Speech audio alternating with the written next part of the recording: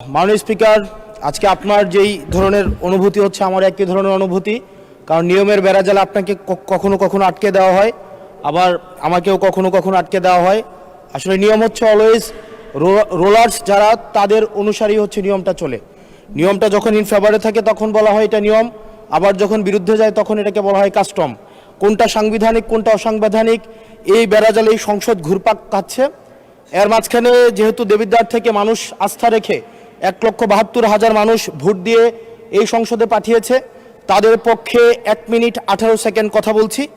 আমার দেবিদ্বার থেকে চান্দিনার একটা রাস্তা আছে, যে রাস্তা দিয়ে 2 লক্ষ মানুষের যাতায়াত। মাননীয় স্পিকার, 2 লক্ষ মানুষের যাতায়াত হলেও এই রাস্তাটা মাত্র 12 ফিট, অর্থাৎ 2টা সিএনজি একসাথে 2টা ক্রস করতে পারে না। আমাদের ওখানে 11টা ইউনিয়নের মধ্য দিয়ে রাস্তাটা গিয়েছে।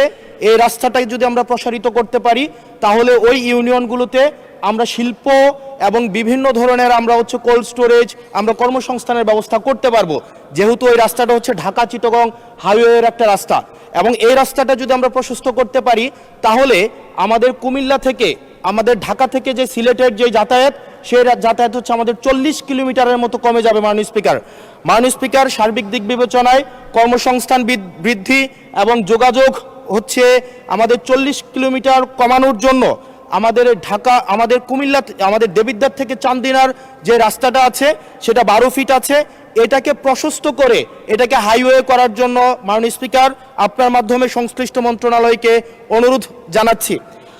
আর মাননীয় স্পিকার আশা করি আপনার মধ্যে যে অনুভূতি হচ্ছে প্রথমবারের মতো আমাদের এই যে সাংবিধানিক এই যে একটা মারপ্যাচের মধ্যে আমাদেরকে রাখা হবে না।